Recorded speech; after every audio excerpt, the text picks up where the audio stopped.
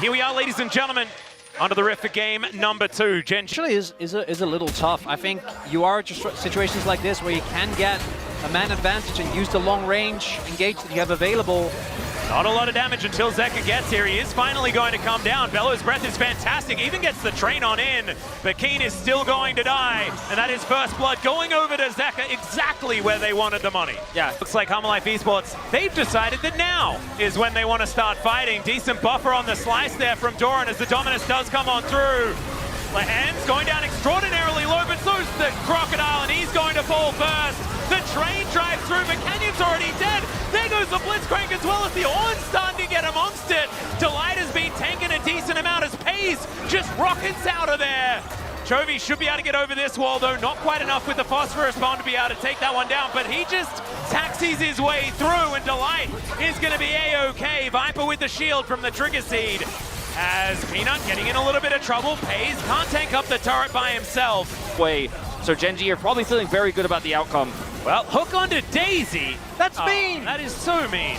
It is a fair bit of money. It's good. For Genji. It's a very good hook. Yeah, it does make a lot of sense, especially Peanut had just used it. The chain CC lands on top of him, the Ivan. Oh, they just took down his best friend, and then they cut him down as well. Another hook, and that is the Azir. The main character of Life Esports is just dead, and there's no way they're fighting this one as the Dragon. 2 items for the Azir. You have a lot of great ways to set up fights. Oh, once again onto Peanut. The hook is going to connect onto Delight, and he's going to use that to taxi forward. The Blitzcrank, certainly not very tanky, but neither is Delight as it turns out. Redemption to keep him alive, but it's Pays just raining frosty bullets into his backside. And Daisy will once again fall down. Oh dear. Yeah, there are a lot of bad guys coming, and Zeka does not have a lot of friends on the way outside of Peanut. The flash forward from Chovy. Oh, doesn't get slowed down by the volley. Good sidestep there. As now it might be Peanut going down yet again. He does get the brush for Zeka, who's trying to play it out. Pays almost falls, but it's Zeka that goes down in the end. Opportunity here, but they don't have Prio. As you can see, Lahens is just holding the door here. One hook, and the fight's over. Yeah, Keen has started upgrading some items here as well. So those Masterworks are going to keep coming in, those ornaments being constructed. As we do have a start on this one, there's a lot of terrain for that arrow to fly through, and there it is. It appears onto the cow. Doesn't even press the R button, does Delight, so that is not really what they were looking for. Life Esports had an inkling on the plate. Doran looking for a flank angle. As there's the curtain call. We have the Dominus come through as well. Going into that backline, the Emperor's Divide is decent, but they're being cut apart. And yes, they get the Corki, but at what cost? And the answer is, yeah, everything. Literally everything. But you need to actually win team fights. You need to be oppressive on the map. Once you lose control, Baron goes down. Now Genji go, yeah, we get set up for the vision. Possible angle here, but this is a very tanky Keen.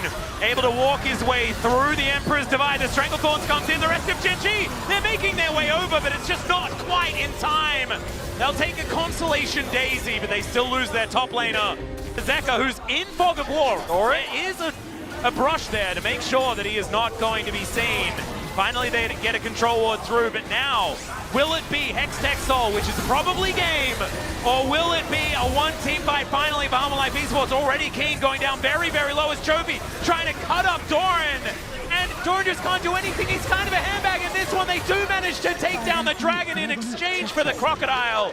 It's a reptilian bargain, but I don't know whether it's going to work because it looks like after the deal is done, Genji trying to close this one out. The train does get one knockup, but not onto the priority target as Zeka in the brushes once again. He has Emperor's Divide, but he uses, Emperor's Escape instead. And that is going to get him out of there. The count. You gotta go, you have to fight, but you're cut off, you have no mid-prio. Yep, Doran knows exactly what's going on, but what is one Croc supposed to do against this one?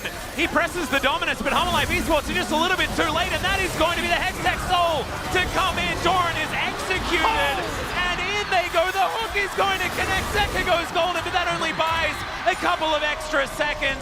The Emperor's Divide. Oh, arrow once again going to be collected, but it's Peanut that's in trouble. He's isolated. Another hook! This time onto the Crocodile. The Sterix does nothing because he just can't move. And Genji, though, will be able to take down the top laner. That's thinking turrets here. And Life Esports, is there anything? Is there any angle? The thing is, I just don't see it. I don't see what they're supposed to do in this situation. Another arrow going to be soaked by Peanut. The tree is felled once again. The cow follows suit. The pigeon's down. And Viper just has to look on in horror as his menagerie is destroyed. And the Nexus is going to follow. Ladies and gentlemen,